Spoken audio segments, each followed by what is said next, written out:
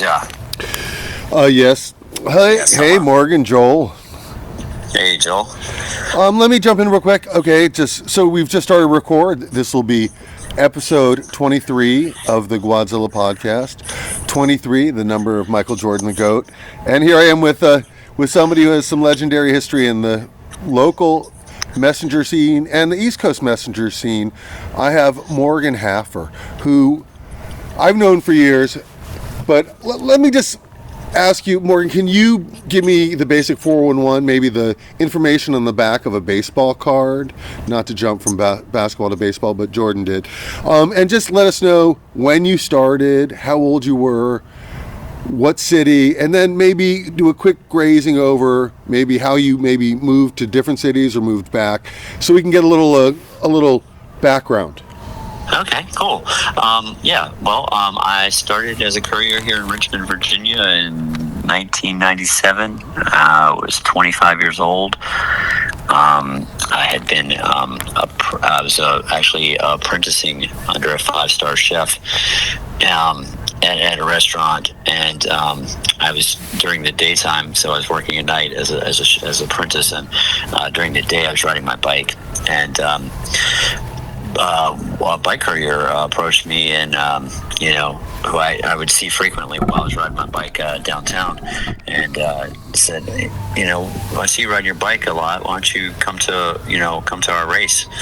And I was like, hey man, I'm not a courier, and this guy was like, it doesn't matter, man. You see you riding all the time. You should come to our race. And that's pretty much how my intro into courier world happened. I went to this race, and it started at a bar. These cats were half of them were in the parking lot beside smoking weed and drinking other courier bags, and then there were some cats inside the bar, and I was kind of perplexed as to how a race is going to go smoothly with people getting high and drunk before the race starts. That was pretty much it for me. I did that Alleycat, and not long after that, I just quit my job and as an apprentice and applied for a courier company job. And so, how many years did you work in Richmond before you moved to DC? It was just about a year. I got fired for not covering up my tattoos, and there was nobody here was coming off their courier job, so I basically had a friend who was living up in Stafford, Virginia at the time, or was from Stafford, but was living down here, and said he was going home for the weekend, and told me he would give me a ride up to DC with my bike if I wanted a lift. And it was in the middle of March, and that's kind of what happened. I just hopped in my friend's truck and got dropped off in DC with no contacts or, So there was no man on the ground. You didn't have the line of come work in my company. Had you ever been to DC? Did you travel to DC for Alleycats, or had you been to DC before? No, I had no idea of. I had been to DC as a kid for a trip to the Washington Zoo, with like a school trip or something. But I had never. I had no idea. I was totally a rookie. Well, that's the National Zoo in Washington D.C. It's part of the Smithsonian. Yeah. I worked at the Smithsonian, so I always nitpick when people say the Washington Zoo, because Baltimore, I think, does have a zoo, but Washington has the Smithsonian National Zoo. Okay, so do you remember what company you started off with in D.C.? I started off with Laser, which is now Laser Ship. They were, and I think they still are, over on K Street between 15th and 16th. And conveniently enough, they had a bench in the back, in the alley at the back of the messenger, more or less, entrance. And so I had a free bed for quite some time to go with my job. That's awesome. And so, okay, so what year was that you started at Laser? 1998. It was like March 1998. Okay, so 98. And so that was kind of a good time for the messenger industry. Lots of companies, lots of messengers. Give me an estimate. How many people worked, do you think, for Laser at that time? And how many companies do you think there were? And how many bike messengers do you think there were? Okay. At Laser, I'm thinking there was probably somewhere around,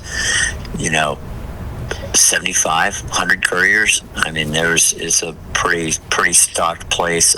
There was a lot of cats who were just, not your, let's say, more well-known couriers, but there's a huge amount of people who do courier work who don't hang out with us and fall into the whole lifestyle scene. So there's about 75, I think, at Laser. In DC at the time, there was probably 50 companies or so. It was just you could find 3 companies on a block. So there was companies everywhere. And as far as couriers, I'd say there's probably 1,000 cats on the street. I ended up a few years later working for Wex, and I think it was 250 cats on each channel. So just yelling at each other for the jobs. It was wild for sure. That's intense. And so you're at Laser. Do you remember, some of the, because I know there were a lot of people, and it's interesting. I know what you're saying. So I did this photo project where I took photos of bike messengers from 2004 to 2024, and there are and I'm going to oversimplify, but yeah, there's an urban chic kind of hipster messenger, and then there's just these regular guys, and some of those regular guys, a lot of them black. It's just a job. It's not a scene. Yeah. It's not a party. And they've been doing it, and they're into it. And just as there might be a group of people that go to DuPont, that person could have their 4 or 6 guys that they always kick it with, which could be Franklin or wherever. There were a lot of little groups in the subcultures that overlapped, intersected, but some that didn't. Yeah. Yeah, there's a lot of cats who just, they were doing whatever, their culture back in their neighborhood was doing, or you have some cat who's, just a regular guy who, doesn't do anything. The courier job is the job, and then they go live whatever quiet life they have, outside of the courier day. It's which I don't understand that myself, but I'm more drawn to danger, I guess. Or yeah, what we're trying to describe is an interesting subtlety, and I can picture people. And early in this project, I rolled into the park after work, and not really a park, but just a small little memorial, to say, I was with Andy Zalen at the time, to say hey to this guy Paul, and to see if I could interview this guy Paul for my podcast. And now Paul has been a bike messenger for probably 30 plus years. And I did take his photo, but I had never spoken to him before, so it was a weird, kind of snuck it, or he was in the distance. But he is exactly what you're describing. He's a cyclist he's a person whose job is a bike messenger, and he might be in DuPont, but he's not hanging with the people at DuPont. And this is to such a point that there was a time that Andy and Paul worked at the same company, and not just for a few months, but for years, and they never talked. They had even that much chance to overlap, but they just had their own worlds and their own things going on. So not everybody was going to Alleycats or trying to become a bike racer, or going out to Asylum or Common Share, and and they might have been smoking crack in the alley. I don't know, but not everybody did everything together. Exactly. Yeah, we I had groups. There's I hung with multiple groups. I hung with cats over at 1001K Alley, cats in Farragut, cats in DuPont, cats who hung out at Scott's Circle, the cats who hung out down at Once Upon a Time. New York Ave, where the little Triangle Park is, down like 11th and 12th, down that way. Uh-huh. There's some cats down there for a while. The obviously the Common Share, Lucky Bar, like the DuPont, there were so many. Yeah, and then groups. for a long time. So was it in your era? I think it might have been a Borders books at the time, 18th and L, and there was a wall there, and there were people, and that was their in between work spot. And so what you're describing is, it was all over the city, and there were just these people, and that's where they posted up. And they would take over. I mean, during winter, there's a Wendy's on K Street, and 2 or 4 tables could be non-paying customers. Messengers. Oh yeah, the Burger King on K Street, actually, on between 15th and 16th. The Burger King had the second floor window, and you always see like a stuttering Mark, and a couple of the guys who have 40s for breakfast, looking out the window on a cold winter morning, just like raising their 40 up to the window. It's like, everybody finds their little nook and cranny to groove on through it. Yeah, to survive. The summers are easy. Shade in the park or a museum, but where do you go in the winter? The winter was always the trick. Finding the alley spot with the warm vent so you could smoke weed and be warm was. I think 19th and N. I'm sorry, 19th and 19th. Yeah, 19th between. Just north of DuPont, there was a church. Is that the spot? Oh yeah. It was like ruins. I wish I had taken photos of it, because it was literally like a decaying church and ivy and overgrown. But weed was so illegal that people would go and hide and smoke in the shadows. Oh yeah, the shrubs. There was shrubbery around and overgrowth around, like the sitting area of the church, like property, and so if you didn't sit on the bench, nobody could see you, like passing by on 17th Street, and so you just that was a spot. There was 32nd and Q, a place called Where the Buffalo Roam.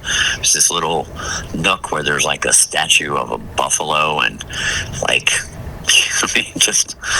at the Dumbarton Bridge. Exactly. And then if you just go on the grass behind there's 2 historic cemeteries, and I've used those in Alleycats, and one of them is like a woman's marching band, but the other one is a Mount Zion cemetery, and it's an African American, very historic cemetery, and there's a little shed that's on that ground, and that was part of Harriet Tubman's Underground Railroad. So yeah, like those just and what did you call them? Where the Buffalo Roam? So would you on the radio, exactly, if you were free, would you call out to an individual, or did you bump off channels and then hit somebody about meeting socially? How did something like meetups happen? Or well, it was a combination, depending upon, sometimes it was like that random, like you see your homie, and they're about to, and you're like, well, I just cleared here, where's your next stop? And they're like, well, I'm about to clear right here, and then we would just like partner up, and I wait for them, or they wait for me, and we clear out and find an alley spot. Sometimes it's like with Wex, for sure, it was on the radio. It would be like 10-8 at 16th and like 16th and what would that be, like 16th and Mass, and that would be kind of more or less like code, because nobody else would be thinking anything about 16th and Mass unless they, were smoking weed at Scott Circle too. Yeah, and Scott Circle is where AZ and I talked to that guy Paul that I said was not really a park, but here it is. Like because it's an interesting spot. People like it because as it starts to get cooler, it gets the sun in the winter, like when other parks are shaded and cold. Yeah. And not only that, but I started going to that park because Mark Daniels, rest in peace and ride in paradise, Mark Daniels, and Terry Bagwell, who's now in Florida. They were homies when I came into WEX, and we instantly were hitting it off because we were all three weed heads. So they were always looking for that spot where nobody else was, I don't want to say nobody else, but I'd say like Midget, for example, wasn't going to come and blow it up or something, So Scott Circle, was a really good spot back around, what was that? Let's say, 99, 2000, 2001. And just to give a little background, so Terry Bagwell, he's an interesting study. He was like a long-haired hippie. He did his work on a mountain bike, but his background, he was a high-level male ballerina and a talented skateboarder.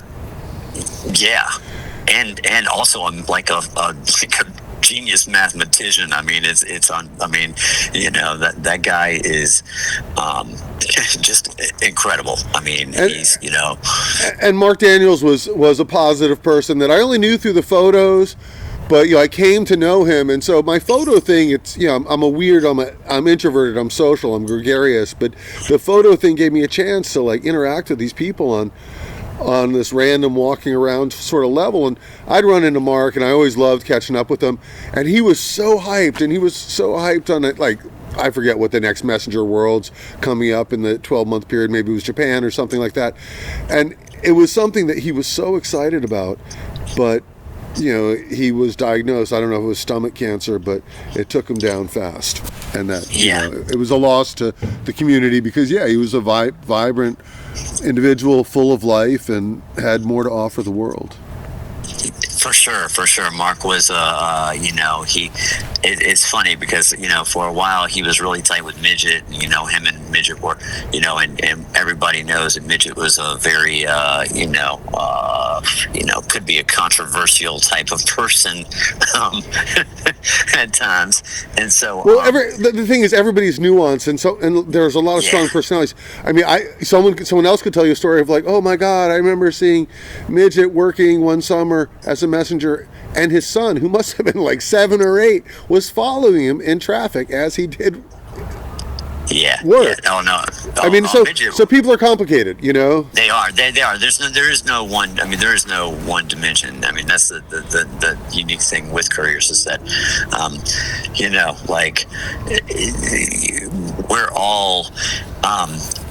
we're all in one gear on a cassette that has, a whole lot more gears, so we, where we are at one point in our lives or in our day or cycle is just one moment, because we're constantly evolving, and the couriers are generally the most innovative, creative, on their toes, go get them type of people. So we have, like anybody else, we have some moments of not so greatness, but I think anybody who would face the challenges of Mother Nature and people trying to kill them every day for $0 or in comparison to what your life is worth, I think people would see things maybe a little more compassionately. But it's also it's a different workplace than a standard workplace, a different set of rules. There is no HR, someone calls you a name and throws their lock at you at DuPont, you can't call HR and have it mediated. It's just, there's no referee. There's no workplace conditions. The conditions are the street, and if the street happens to be like a prison on a particular day, or on another day it happens to be heaven, you can't take that for granted, because it's every day on the street is going to be different, and you're going to the complexities and the situations that you're going to encounter from people who are on the streets as well is going to be it's going to be a ride. And it definitely has been. No, and it's interesting to think about the people who chose that as their lives, and you would be considered a lifer. You mentioned Mark, Stuttering Mark, and I think Mark just recently retired, but he's got to be in his early 70s, doing it for over 30 years. Scrooge is still out there, but he's on a motorized scooter, but you have to evolve. It's not, you can't make the money on the bike like you used to, especially if it's food delivery, and so you just have to be smart about it. And and your body, like Scrooge is like, he was 35, 40 years. He was riding track bikes probably for, 25. When I met Scrooge, I think he was still riding, 98. He was still riding like he had a Colnago light blue track bike or something like that. And, and he was, in his 50s. In 98, I'm pretty sure. So, he was, your body can only take so much, and the way this industry has evolved. Unfortunately, the older people do not get a salary that reflects the time and sacrifices that they've made for this job, and so it's really. It's crazy, Well, that's an interesting point, that seniority, there is no gold watch. But in that peak, Scrooge was involved with a multitude of other people with the DC Bike Messenger Association, or DC Bike Courier Association, and they work to try and unionize and get insurance and work towards a lot of these things, and they would have help you out with taxes type opportunities, and because they try to legitimize the job and make things better for the worker. Yeah. And just, I mentioned in just about every podcast, I need to do a full podcast about it, but in Washington, D.C., for just over 10 years, there was Urban Stems flower delivery, and they had that bicycle division, and it hired kind of like the creme de la creme and Suave, DC's top messengers, and then Suave. And of course I'm joking, but you know what I'm saying? It was an opportunity where there wasn't really a messenger opportunity, but Urban Stems, bam, Omnium cargo bikes, makeable money, insurance. They paid their workers severance after the closing of the bicycle division. They did? Wow, that's insane. But that's because Andy Zalen, Michael Pierce, like the soul of that company, real messengers, understanding that these are real people and this is what they deserve, and this is what real companies do for their workers. Yeah, that's it. I found out a few years back that absolutely zero courier companies over my 5 cities, and I think it was close to 13 years in other cities, in other companies, and not one that gave me a tax stub actually paid into my retirement fund. So my retirement was completely stolen from me, more or less. That's and I awful. think that and I think that many couriers are actually going to find this out too. I just think that most couriers are smart enough and capable enough to find something else after the courier job. I was not able to do that really, so because, once you fall in love with something and it becomes your life, it's very difficult, for, you to just be like, oh, well, I guess that's over now and it's time for me to find something else. And when you don't have something else, when there's like, you're literally like, you're limited in your abilities to do what you do. And you've been doing it for, 20 years. It's very hard to, they say teaching all, your, old dogs how to learn new tricks.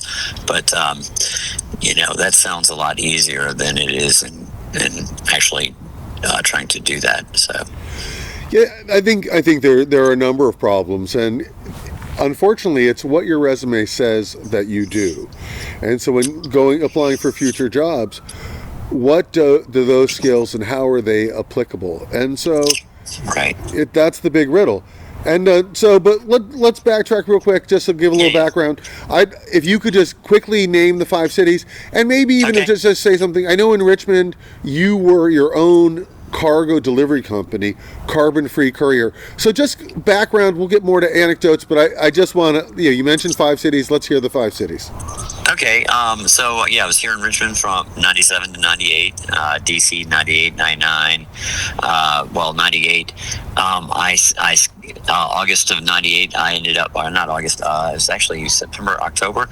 I moved out to San Francisco because a girl I met at CMWC, we had a little fling. So I moved out to San Francisco for 4 months, came back to DC, and then was in DC till 2001. Moved to Boston to 2002, and then ended up getting chased out of Boston, more or less, by the Boston Blackouts. They were basically like, you can leave of your own accord, or we can help you. Now, who are the Boston Blackouts? The Boston Blackouts are this group of bullies, for a lack of better terms, a group of couriers in Boston who more or less were famous for drinking and being bullies, more or less. Like if had a reputation for, if you got on their bad side, you might come out the bar one night and after you've had a few too many drinks and find yourself in a fight with more than one guy. They weren't known as fair fighters, if you will. And like I said, I upset a friend of theirs, and he decided that he would manufacture some story for them to help get me out of town, and it was a successful little thing. So I came back to DC. I stayed with Heather Tyner. Stayed in her basement over on Bryant Street. At the time, Harper was living there. Maybe Jason Stevens. I don't know. There's a couple of people living there. It was basically a courier house. I lived there for a little while before moving to New York. And so it's like right around April of 2002, I moved to New York and stayed there till 2010. Hell yeah. And New York was, it was crazy. New York was very much like DC. Like, there was, I didn't really have contacts. People weren't really there to help you get work, get your bearings.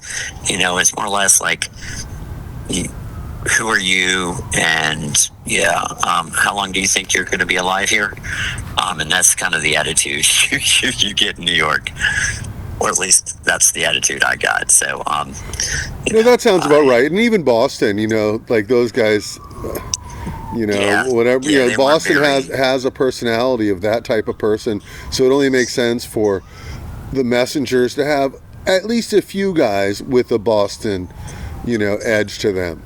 Yeah, but I'm sure that there were a lot of great guys too, and for women. Sure, there's definitely, and that's the thing is that wherever there's a minority of or you run into some assholes for you're more than likely going to be, well, it's not more than likely, you're going to find yourself in a majority of people who aren't assholes at some point, and even the assholes won't be such assholes around those people. So it's very it's was it unorganized chaos or organized chaos? I think is what it is, organized chaos. We have our characters, and our characters have our moments, and but when it comes down to like championships and events, we keep it professional. We keep the dirt in the back, and try to put forth a healthy, wholesome situation for our guests. Well, it's funny that you say that your introduction to the concept of becoming a bike messenger was the Alleycat, and the Alleycat, that's how I know you, is through, I knew who you were. I mean, you're 6'5", and, your voice carries. Yeah, I knew who you were before, whatever. But I mainly came to know you through racing Alleycats with you. But so in these times, you've lived in these 5 cities, and you did this stint over there. Did you, for the most part, race in Alleycats in each of those cities? And during those times, did you travel to a lot of international events? Was the Alleycat, like, I've seen photos, but just break it down for me. Yeah. So, up until, let's say, up until 2003, I'd really never been anywhere. It was 2003 was the first time. So I was living in New York, and the second Cycle Messenger, actually is the third Cycle Messenger Championships I went to, which was in Seattle. And at that time, the courier scene was really, I think, almost at its peak. So I was doing Alleycats in New York. What sort of gear were you pushing? And I won't know what it meant, but Okay, so in New York, I was pushing, and Boston and New York. Well, Boston was pushing a 44-14 for the local races, but when I went to New York for Alleycats, because I would go down to New York and do races down there, or go to Philly, and I was riding a 49-14. Hell yeah! So. Yeah, and I rode that for a few years, and then went back to a 48-16. So that was my main gear. In New York, I did like Monster Track, 4th of July. They had a 4th of July race every year that was very in the early 2000s, because the 4th of July day was there was a kind of like a weed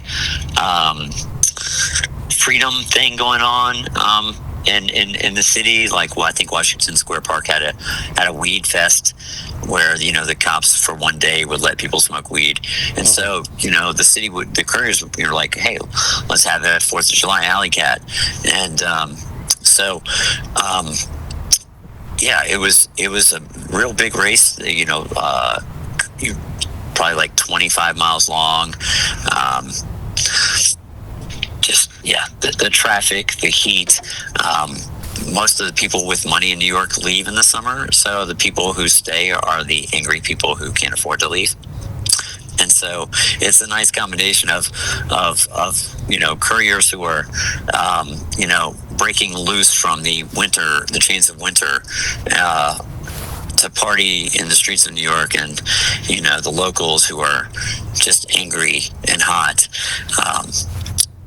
It's a very unique situation. And I think in the 4th of July Alleycat, there was a guy who actually used the subway train to win the race. It's good thinking. Yeah. In New York, there's I'd say it's pretty much, a predominant thought, if you can cheat and get away with it, it's a win. And that's how it goes. Yeah, so it's not the New York City Marathon, it's an Alleycat. And the messengers, that's the question of, so I think that sometimes it's political. Like, Alleycats can have Alleycat math. They can be scored a little funny. I think two people can make the same mistake and be scored differently. I think that the actions of a pirate are different than the actions of a cheater. Someone could be either wily, or if it's not somebody that they favor, it's thumbs down, off with his head. Or that's my take on things. No, yeah, for sure. I mean, there are there's unique situations. I mean, every Alleycat is different. But. And I think the thing that we as couriers who do a lot of Alleycats look for is the ringer. The cat who is winning the races predominantly locally, and you can look to that to either being the cat is naturally fast, or the cat's naturally fast and getting some help. And in New York, I'd say that is the predominant factor in at least while I was there. If you were friends with the people organizing the race, you were gonna do better than a person like me who for a few years didn't hesitate to talk shit on the New York couriers for being all hype with cheating and skitching and things. And so I'm not that good at winning over friends sometimes, and so it's what it is. But I learned my lesson. New York City, I did a lot of races. I won a few, like they actually let me take the win that I won, but more often than not, that was not the case. Somebody else was given a preference over me to win, and that's just, you either get some thick skin as a courier, or you might not want to be a courier. Well, I mean, that's a weird subtlety of the culture and Alleycat math. Yeah, it's a little bit like Olympic figure skating. Somehow there's this subjectivity thrown in, and it shouldn't be. It should, and that's why sometimes races are thrown simple and clean, But whatever. I don't know anything about it. I've never raced in a New York Alleycat. Monster Track's coming up this month. People are going. That's not my world. But if I were to race in any Alleycat, and it wouldn't be a fixed gear race, but in an out of town Alleycat, yeah, I would have to base my experience off, trying to find somebody with a similar engine who knows their way around the town. Because I wouldn't have any fun GPSing it. I'd have more fun riding. No. That's exactly it. Well, that's really pretty much my deal. Like, if I'm not from the city I'm racing in, like Philly is a great example. I don't know shit about Philly. Well, DC is another good example. Like, I know DC relatively well, but yeah, but you've won first out of town in DC, and you're like, out of town, But yeah, but there have been. So I have gotten lucky. I mean, luck is a huge thing to do with winning Alleycats. Like, there's not just you can be fast. You can have somebody setting up the checkpoint for you. But the bottom line is, you can't control the lights. You can't control the traffic, and you can't control what the other crazy couriers are doing beside you and around you. And these things are the magic, because these things, above all else, are going to be what decides the outcome at the end. Because but the top guys usually have the report card. They have the speed, they have the skill, and they have that Moses touch where the traffic parts like the Red Sea. That's and they win and they win and they win. It. But they're, but they also, have I mean, you gotta have. See, I don't part the sea. I sit 5 seats back, and I let somebody else park the seat and somebody else get hit. Like, that's my rule. Like, like I want to win just like everybody else. But all these years of watching people, what I've always learned, what I've seen more times than not, is that you got the first 5 to 10 are the, like, I can be 10 places back in the first, for the first 3 checkpoints, and be totally comfortable, because those first 9 people are going to be doing all the dumb shit, and I'll be able to watch how the traffic reacts, so that instead of seeing the future, I actually become the future, because it's all unfolded right in front of me before I even have to do anything. So but yeah, you definitely have to have some kind of speed, or at least, if you don't have the speed, you got to have the smarts, because smarts is ultimately, that, and controlling your adrenaline, because, you can be the fastest. And I've been in situations where I could have won, but, you let the adrenaline get the better of you, and you make mistakes. And that's how the cards fall sometimes. You're too excited. It's just what happens. Butterflies are one of the realest things that every courier feels before an Alleycat. So well, I think that it's interesting. Yeah, no, I would say for anything, and I've got 2 boys, and I can remember them as children, and pre-race anxiety, and I think we need that. We need to, you need to know that you need to take it seriously. Shit can go down, and you get that little of energy, that and a little Red Bull or espresso, that gives you the extra energy to, like, push yourself into the flow zone, where you are going, you're safest, because you're at your ultra focus. Yeah. And ideally, I'm sure those guys at the top are just, like, taking in information so fast before it's coming at them, Yeah, well, some of this cat, like, so I'm fast, but I am not I don't have the mind. Like Bruce has the mind, Dominican Chris, like, not a legendary courier, because, he more or less didn't do a whole lot of time as a courier. He spent most of his time just going to races. But, he's a very, very sharp mind. Is that in New York? Yeah, in New York, Dominican Chris. He's won Monster Track, a whole bunch of times. But, he just, it's one thing to hang out and go to Alleycats and, maybe pull a few years as a courier.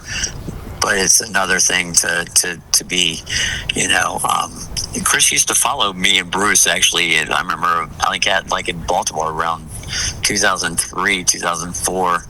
And like, who's this cat? And because, New Yorkers generally don't leave New York for Alleycats, mainly because they can't win them. But number 2 is, they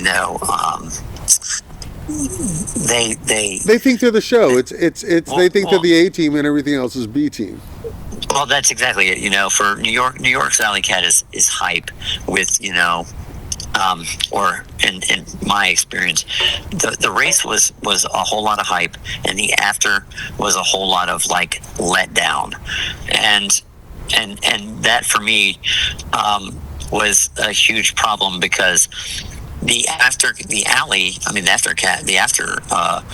party was the staple. Like, you race, but what I've always experienced is that the after is where everybody who hasn't seen their friends in other places gets together and talks and hangs out and catches up. And very few groups prioritize the social event after the race or whatever their thing is. And so watching New York more or less ignore the hospitality that when they did go to other cities, which usually was for like a CMWC, they would just completely just blow off the fact that, every other city was providing hospitality. And New York would provide you with a garden and a bar, at the best, and at the worst, you might be in a bar with a DJ and surrounded by suit and tie guys trying to have your award ceremony, which, I mean, not ideal in my opinion. So okay, here's a question. Yeah. Have you ever thrown an Alleycat? Yes. I threw my first Alleycat in New York City, I believe in 2007. I believe it was called the Global Warming Alleycat, which is the Global Guts. I did the New York segment of the Global Guts race, which is a worldwide Alleycat with a set distance for every city that hosts it around the world. And the deal is that it's a awareness of Earth Day and global warming, and secondly, it's a synchronized courier race around the world to see who the fastest couriers are.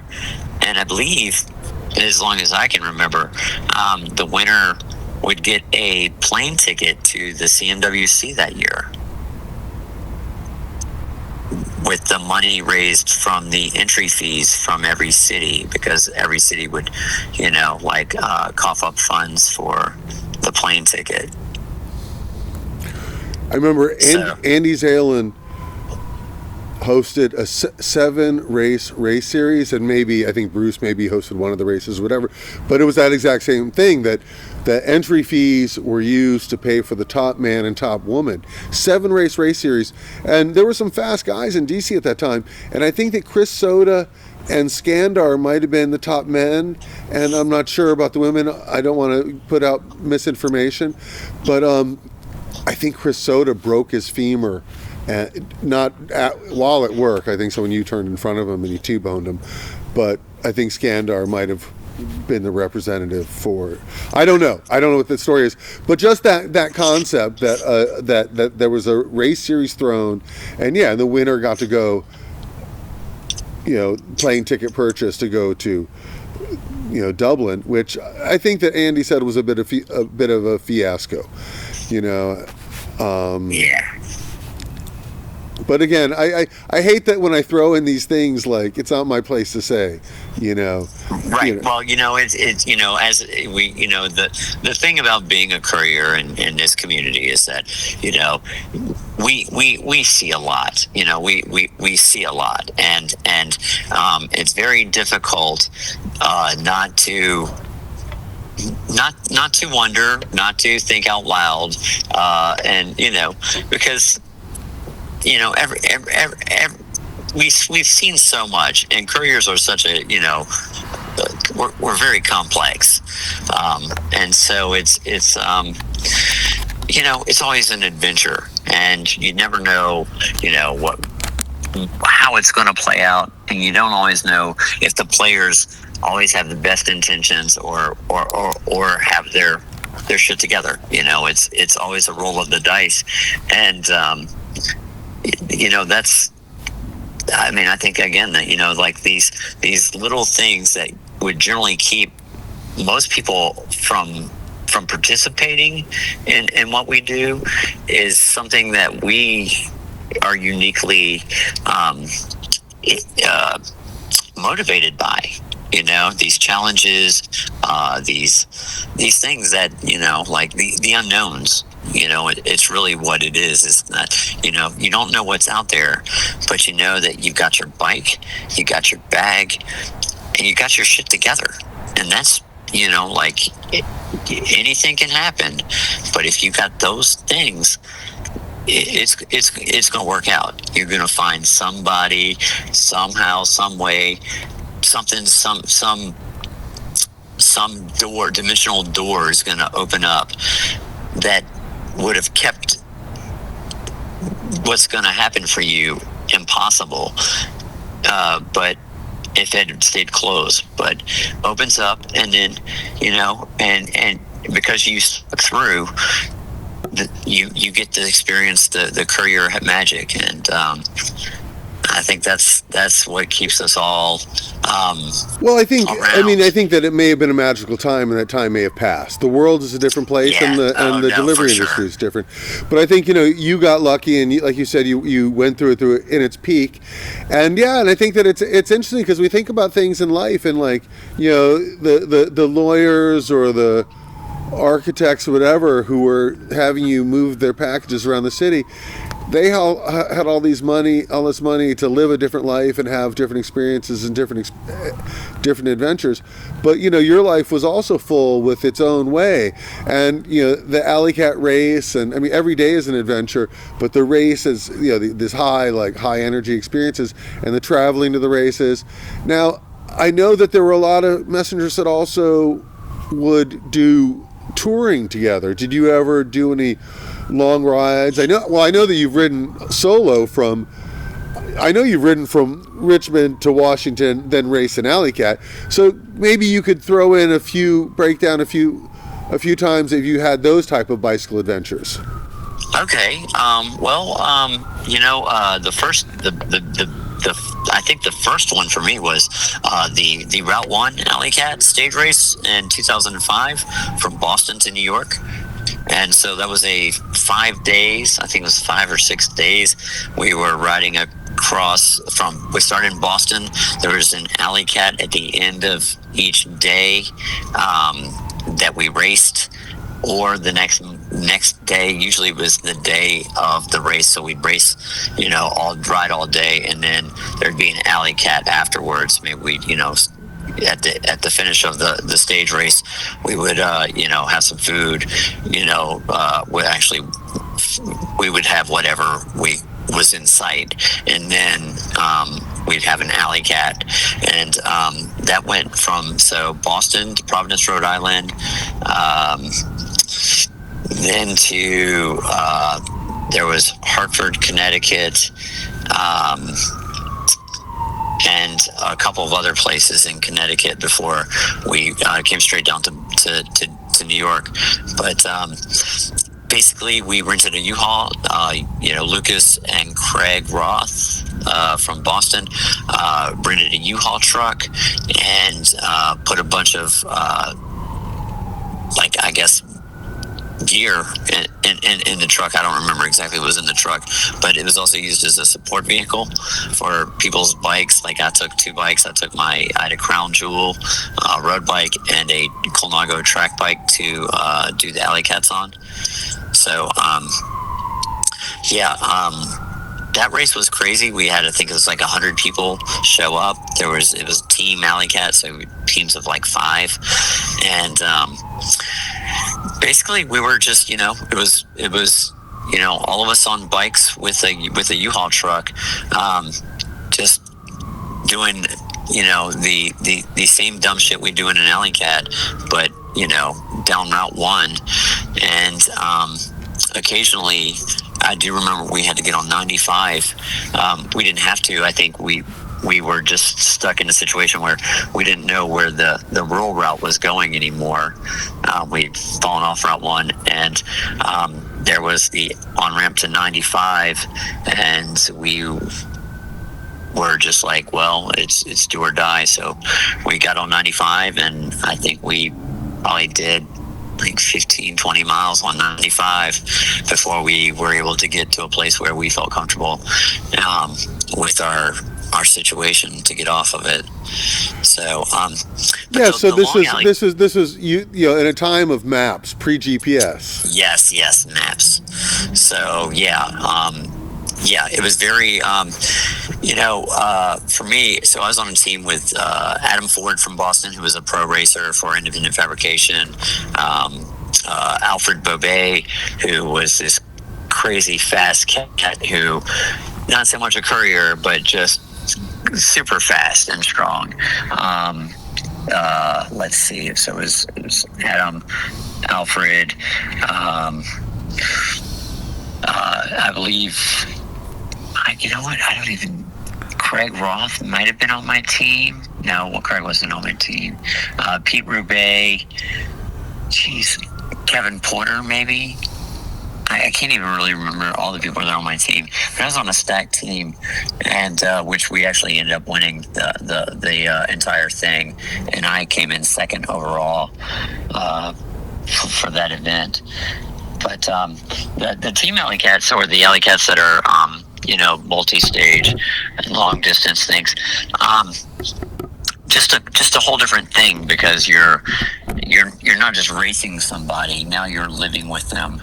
And as we couriers all know, once you start living with each other, things can get better, or they can get worse. But most times for us, it seems to get better. We put our bodies through everything, and at the end of the day, there's nothing left but food and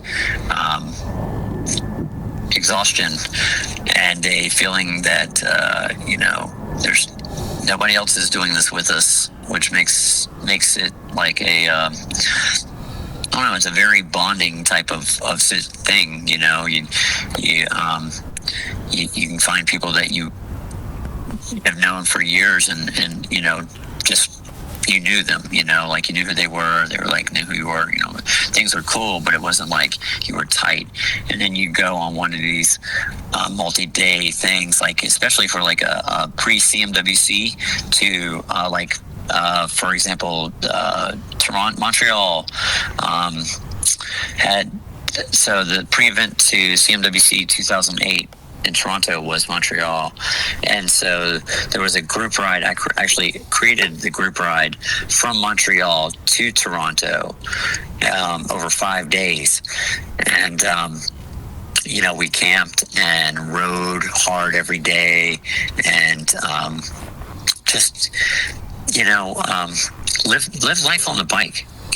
Is the purest form of I think courier life there is. It's just riding your bike all day with a bunch of other couriers, and wherever you can find a place to throw down your tent, your sleeping bag, or whatever it is you need to sleep with. You just pass out, wake up the next day, and eating coffee, do the thing, and start all over again. I've done this.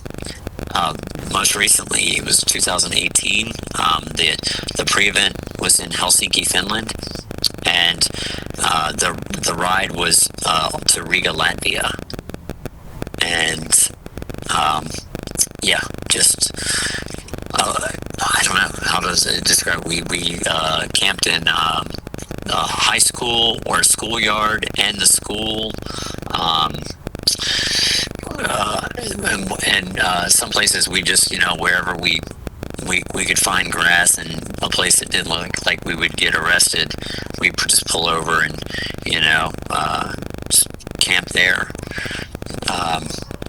So yeah, just very it's a very free, it's totally different from the courier day-to-day experience, or even just the regular Alleycat, because that time together in a world that is has a lot more of cars and other things going on than you, it just brings us together. I mean, that's really there's it's a metaphor for war. It's a band of brothers. It's a no man left behind. If someone gets a flat or has a mechanical, the team works together to keep that person up. If someone's falling weak, slow down, whatever, get them back into the rhythm and the flow. Yeah, it's then you have to eat. Maybe somebody knows how to cook. They can make your meal, a few simple things, and it's amazing. You're hungry, so it's extra amazing. But that little added touch, that all those things compiled together become, the bonding and the memory. Yeah, absolutely, and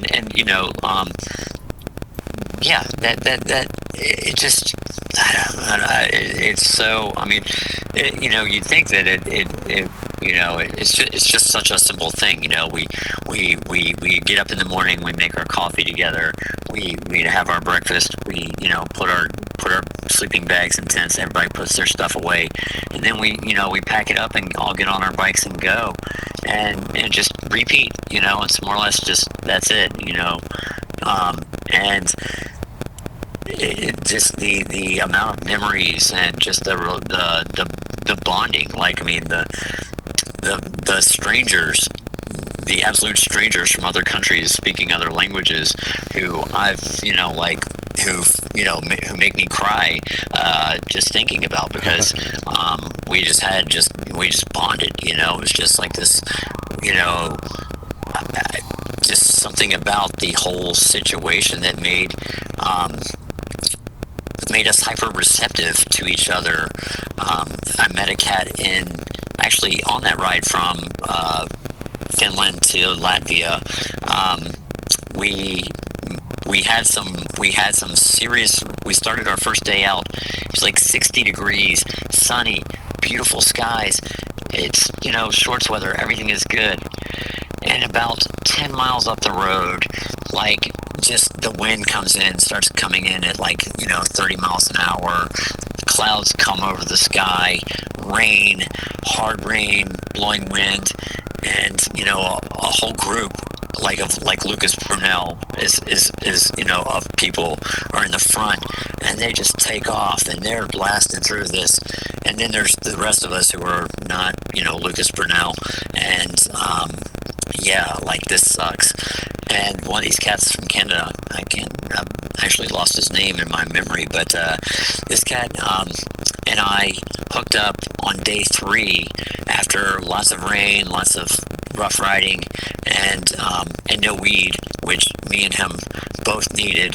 And we hooked up and we hopped a bus together to Riga to recover our weed deficit. And the forecast was still like 2 more days of rain. So we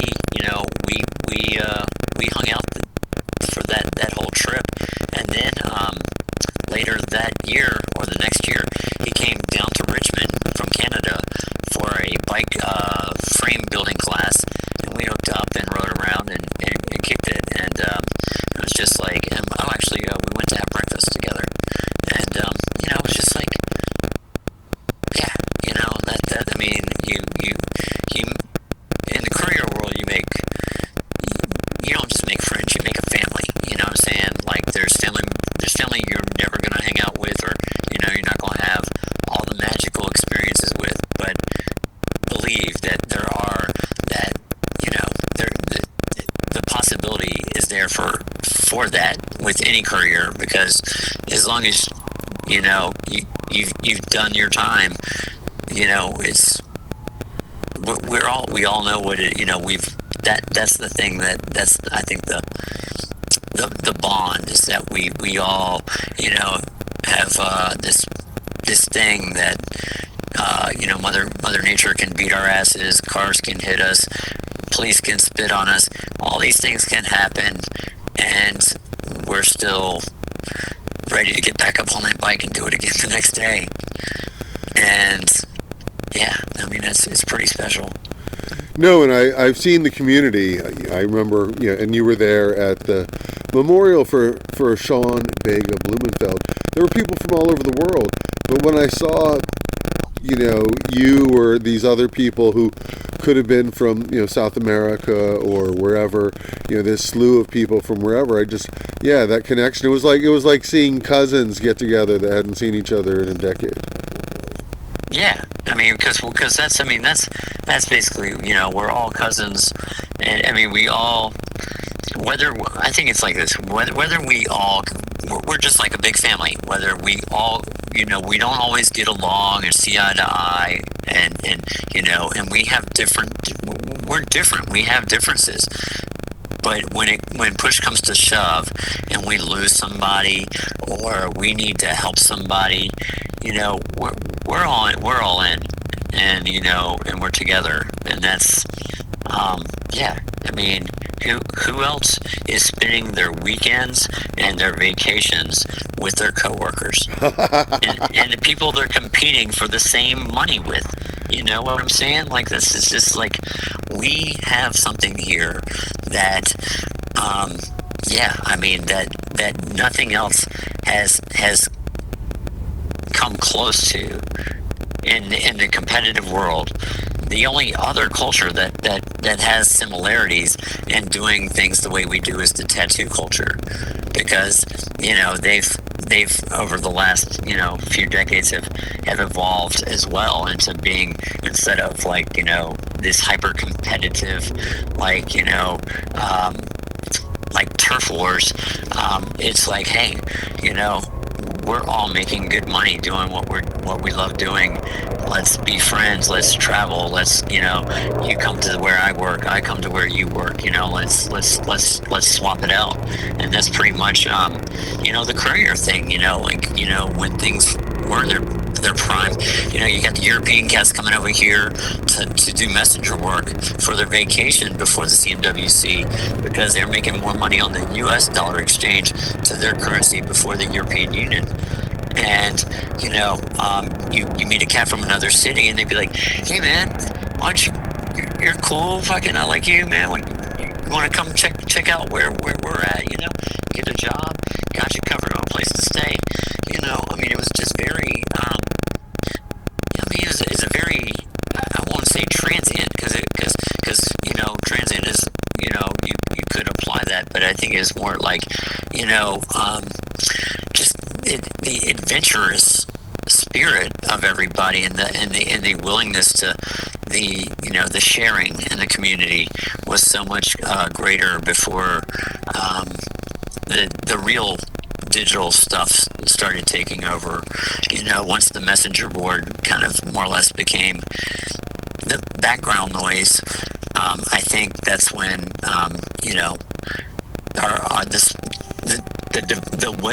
the ability for divide to come into our community or be introduced, and a whole run of bike messenger associations related to or affiliated with people's different cultures or ethnicities or preferences versus what the bike messenger association identity was, which was to be the voice of the couriers for political and social fucking progress. That's it. Not too hard to define. And our inclusiveness has really been what has also been our Achilles heel. Because we decided that the old way, I guess. And I don't know if it was ever just decided. I just think that things changed. The messenger board, you had to have a reference. You had to be able to prove that you had a courier job. You had there was a bar, a threshold. There were standards that you had to meet in order to get in to the culture. You could be a courier, but you couldn't be in courier world without the access to the messenger board, which was to anybody like me. I was like, I didn't discover the messenger board until I think 5 years after I was a courier. So once I found out about that, I was like, so what was the messenger board? The messenger board, which was actually Sean Vega Bloomfeld's creation, the messenger board was basically a forum where you could read messengers email posts, but it's more or less an email forum where messengers from around the world and the country would discuss Alleycats, social situations, messenger deaths, and just anything related to our job, things that, like, tires, what was the best tires for a fixed gear, And so, things. so this was early days of the internet, and Sean Yes. set this up because Sean was a little geeky. He had a webpage, but early days of the internet, like way before MySpace and all that. And Yeah, and no so this pictures. is like it basically like similar to the primitiveness of, let's say, Reddit, but even more primitive than that. Like, yeah. So Yes, yeah. And definitely more primitive because it was I mean, only the couriers were using this, and at the time that that it was, I won't call it gatekeeping, I will call it like protecting us, because our entire subculture is based on doing illegal things, like, I mean, we gotta run lights, we gotta do things, we gotta, like, it's, like the deck is stacked against us, and, there's only a few tools that we can use to circumvent, the oppression, and unfortunately, it's, red lights, it's pot, it's, having to, just survive basically without backup. It becomes a beer in the park. It becomes peeing in the alley, and all those that short little list of things, which we don't look the other way to within the culture, but to other people, hey, no, you can't do that. Yeah. I mean, I think I think that the expectations placed upon us by a society that doesn't live under the rules and circumstances that we live in is very misguided. We have a society that wants us to follow the rules, but let's be real. I mean, you put a bike and a car beside each other or give one lane to a bike and one bike and a car, and see who's going to win that battle. And it may not be a battle, but that's what it's become, because the justice system in this country, the subsidizing of cars, and the exploitation of a disposable labor market make things very I'll say stressful for. Well, it's an entitlement. They think that the roads are built for cars when the roads are built for people, and people aren't always in a car. It includes motorcycles, mopeds, and bicycles. And pedestrians who, when they get out of the car, want to be able to walk on the sidewalk without getting run over by a cyclist. The same cyclists who they've just told while they were in their car and the cyclist on the street to get on the sidewalk. That's the riddle, exactly. They don't want the bicycle on the sidewalk. They don't want them on the road. So no matter where they are, the cyclist is in the wrong place. Yeah, we're the public safety. We're the danger to public safety. That's what we are. It's an unevolved notion. What do you think about bike lanes? Do you use bike lanes? Do you like bike lanes? So for me personally, in places where the bike lanes are done smart and competently, I too like bike lanes. I remember going from New York City in 2003 to Seattle for the Cycle Messenger Championships.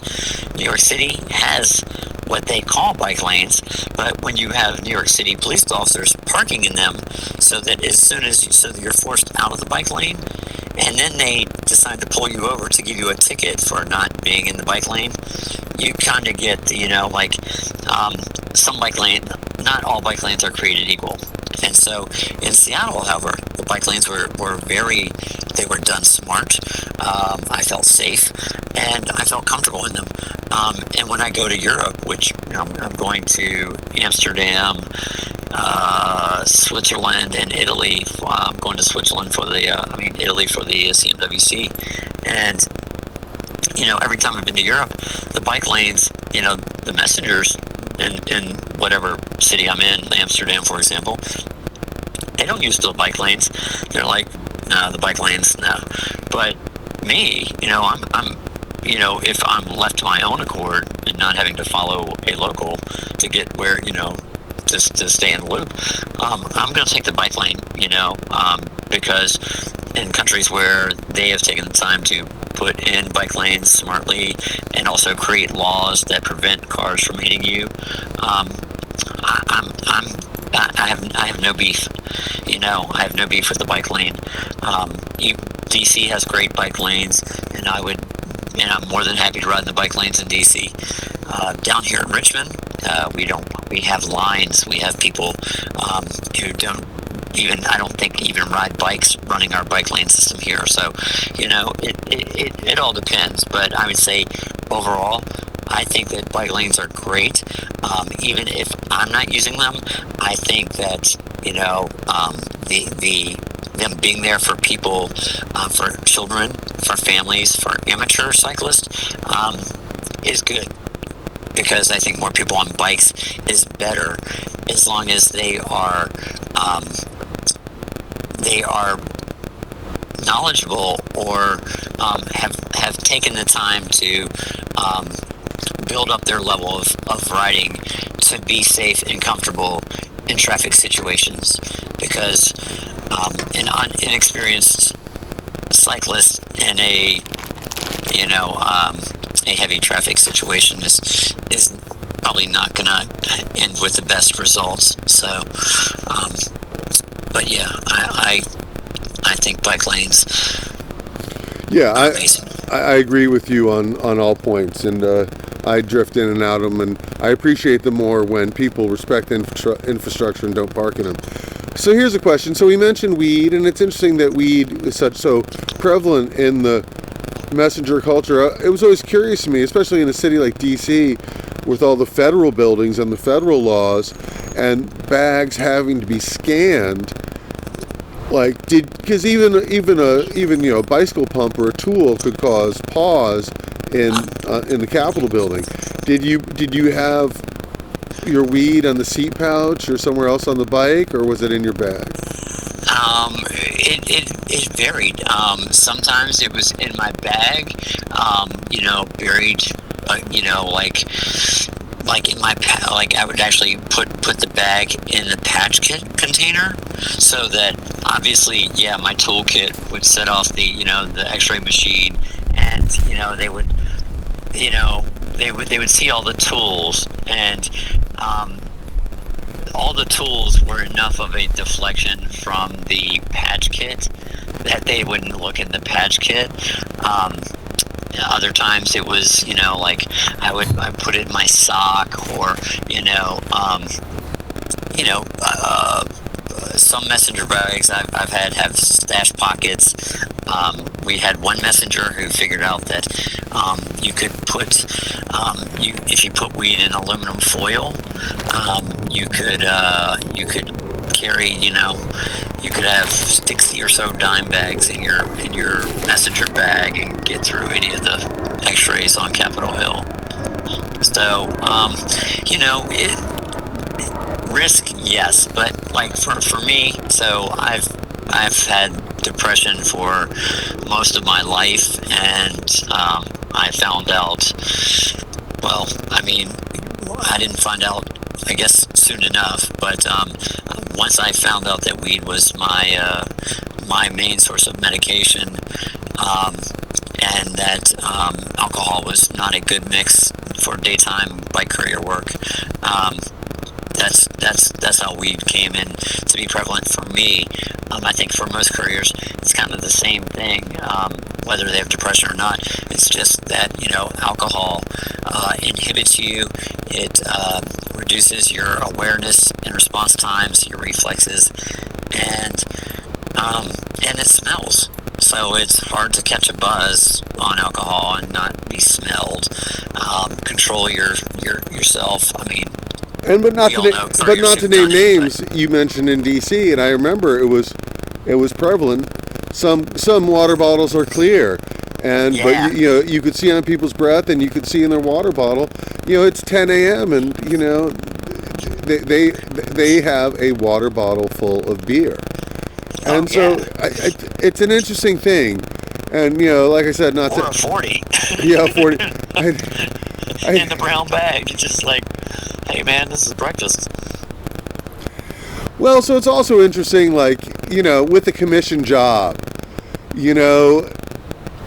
is it enough to say to, let's say, to even yourself, I went to work? And then if you don't push the dispatcher, you get less work and more hangout time. That was your day. You know, you just think that's what you made your whatever, $30 or whatever. Yeah, no, and there is that. There are people who are just like, I have my what I need, and, and I would say this is, predominantly people who, are the true locals. They're not couriers hopping around. This was the end of the line for them. They found a job that pays them more than anything else, riding their bicycle, compared to whatever other skills or education they have. And, compared to their, neighborhood counterparts, they're, sitting around, make your $30-$50 a day, have a few 40s. Like, hey, you're not getting shot, you're not having to, gang bang or, sell drugs. For some people, I feel like for some people, ambition is a downfall, because it can lead them to things that they, probably not going to handle too well. So, sometimes, it's just what it is. It's just like, it's good that, you have some cats who do travel around, because, some places some towns are less friendly than others to, traveling types. It's funny, we are a very international community with very, we've got a very diverse culture and, very smart people, but we definitely have some small-minded people who, in their city, when the lights aren't on, are doing, are doing other couriers dirty. They're playing that, run a courier company and pay somebody pennies on the dollar. The courier on courier predatory behavior is just really, it's really shocking. For me personally, I just having experienced it in so many forms, it's like, yeah, and not for anything I've done malicious, to anybody, just because, it's the way some people are. They're like, well, you're not from here, or whatever. It's just that we are very open but very closed-minded culture at the same time. Okay, let me pause real quick. I want to take a look at my device. So I'm recording with a different recording device tonight, and I think it has a limited range. Okay. So I'm wondering, do you wanna talk more? Sure. I could talk forever. Okay. Why don't we do this? Why don't we take a pause? We'll take a piss break. I'm going to download the data off this SD card, and then I'll call you back in maybe 10 minutes. Okay, cool. All right, Morgan. Part 2 in 10 minutes. Okay, cool. All right, bye.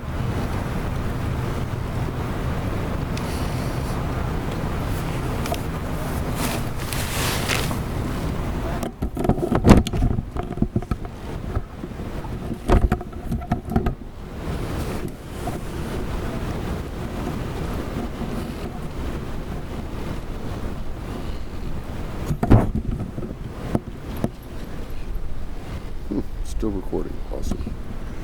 Good power, and we will